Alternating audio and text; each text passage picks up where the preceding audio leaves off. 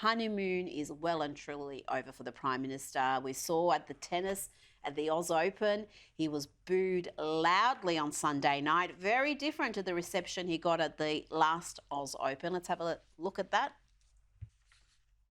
On behalf of Tennis Australia, I'd like to welcome Victorian Governor, Her Excellency, the Honourable Professor Margaret Gardner, the Australian Prime Minister, the Honourable Anthony Albanese, the Deputy Victorian Premier, the Honourable Ben Carroll. Thank you. Ooh, they weren't liking him there. And people will say, well, every politician gets booed at sporting events, and there's some truth to that, but there's certainly a change into how the Prime Minister's being perceived now compared to the last Aus Open. Oh, absolutely, Rita. And don't forget, this is on the international stage that he's being booed. Very embarrassing for the Australian Prime Minister.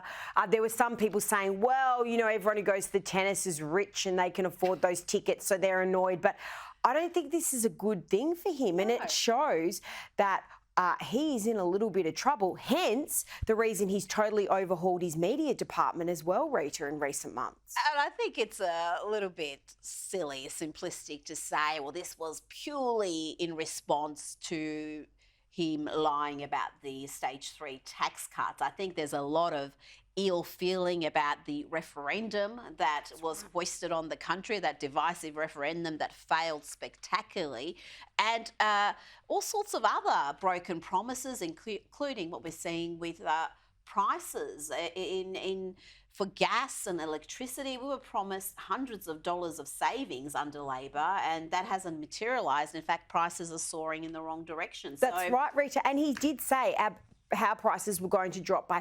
$275 a year. That has not happened. So that's another broken promise. So the things are mounting up, and we are in a cost of living crisis.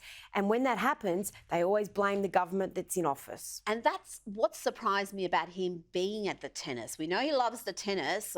Last time around, he spent just a few measly hours. He was shamed into going to the Northern Territory because they had a crime crisis there. He spent a few hours on the ground, was back at the tennis downing beers and ice creams in no time. But this time around, with the cost of living crisis worsening and people really doing it hard, the PM getting that, corporate hospitality at the tennis seemed to be a poor move. Perhaps Catherine can advise him against such. Well, Rita, it's interesting because last year he went multiple times. He was there for days on end during the Alice Springs crime crisis. He's obviously been told this year, look, just cut it down. He was only there, from what I've seen, on the Sunday night. So he knows that this does not wash with the Australian public. So he's scaled that right back. But he's not favoured at the moment. Rita, we're basically being told, forget about the voice referendum like it never happened. That was a spectacular failure. That cost us a lot of money. And now we've got these changes to the tax cuts. The list goes on of things that haven't really worked out for him under his watch.